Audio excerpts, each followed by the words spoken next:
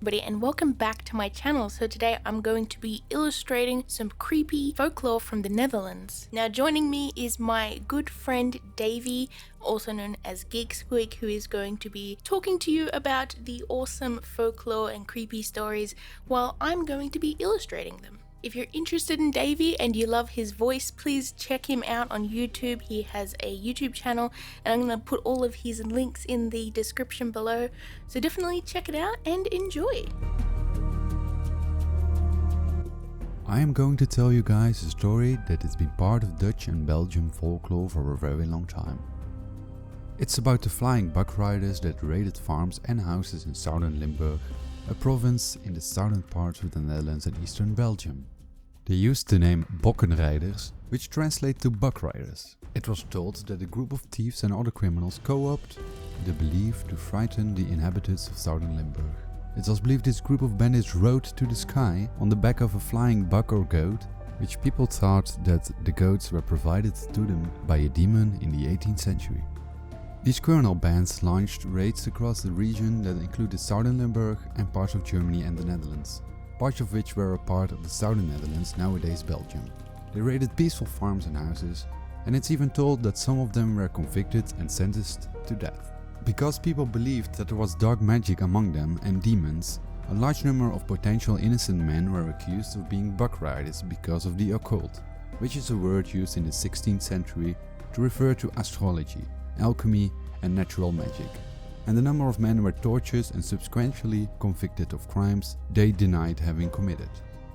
The name buck riders were first publicly used in 1774 during the trial of Wellen, a town in the Belgian province of Limburg. A farmer Walter found a letter from Johan van Muizen under his front door. In this letter was written a threat that Wouter's house would be burned down if Johan did not receive some money. It was told that Van Muizen claimed to be one of the buck riders and used the word Satan multiple times. In the trial of Wellen, the term buck riders was openly used against Philip Mertens, somebody who wrote a letter that reassembled the letter of Johan.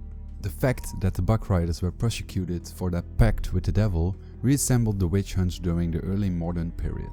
Historians place their buck rider hunts alongside other prosecuted godless people, heretics and witches. Not everyone was allowed to become a buck rider, just like that. You had to take an oath first. You had to promise to stop believing in God and become a servant of the devil. To show that, you had to spit on a cross. The cross was a sacred sign of the church. In addition, you had to promise not to betray any of the gang members, even if you were imprisoned or tortured. You were also not allowed to steal goods only for yourself. You had to hand over the loot to the leader and he would distribute it fairly. You also had to do your work during the day so that people did not notice that you were a member of the gang of the buck riders. The Afterling, a theme park in the Netherlands in a town called Kaatsheuvel, goes a step further with appropriating the story. In the 18th century the buck riders made an area around Maastricht, Agen, Jülich and Roermond, the Belgian canton in Postel, and parts of Germany unsafe. Hugo van de Lonische Duinen, chief of the goat riders, tells the audience in the madhouse attraction Villa Volta about the cursed evening on the Belgian canton, where he and his men plundered the abbey of Postel. Hugo will not rest until a noble man with the pure conscience of a newborn child enters his home. The goat riders signaled their arrival by means of signs on the farm or house that will be raided by them. Hugo was told by a mysterious woman, Lady Good or known as the White Lady, what the curse meant. Nowhere in your own house, or anywhere in this world, will you find rest or peace, now that you have violated God's house. Only then, when a noble man with the clear conscience of a newborn child enters your dwelling house, then you will find peace in your house and in your heart. Because of this curse, the inside of Hugo's house has been rotating ever since.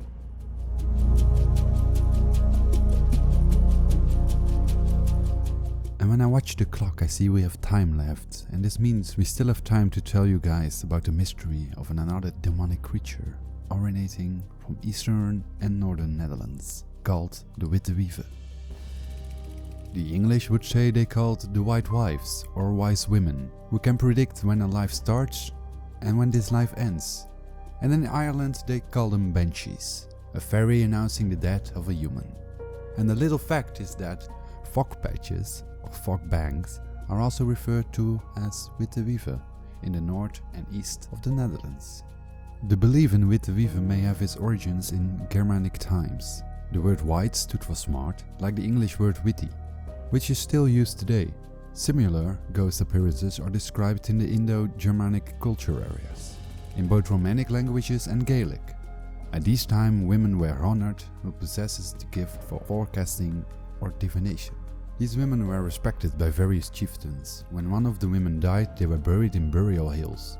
When white fog appeared on these hills, the locals thought the white women were still floating around their graves, and that a soul remained on earth to help or bother people. The negative impact for the Witte Wieven started after the Middle Ages. White wives were no longer wise, but malicious. When the night fell upon the people, and if you were not careful, the white wives could take you away. It was no longer about little harassments, but the story changed to death and destruction.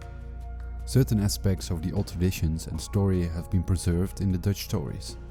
The ladies were not only associated with evil deeds, but they could also help you finish with projects or work. The Witte Wieven could get malicious in different ways and make the life of an innocent person miserable. They sometimes chased people down and made them run for their lives.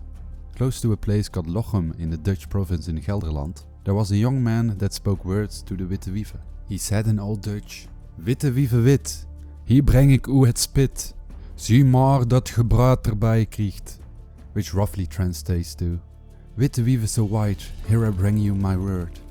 And you only can see what I mean, and that you see that I mean it."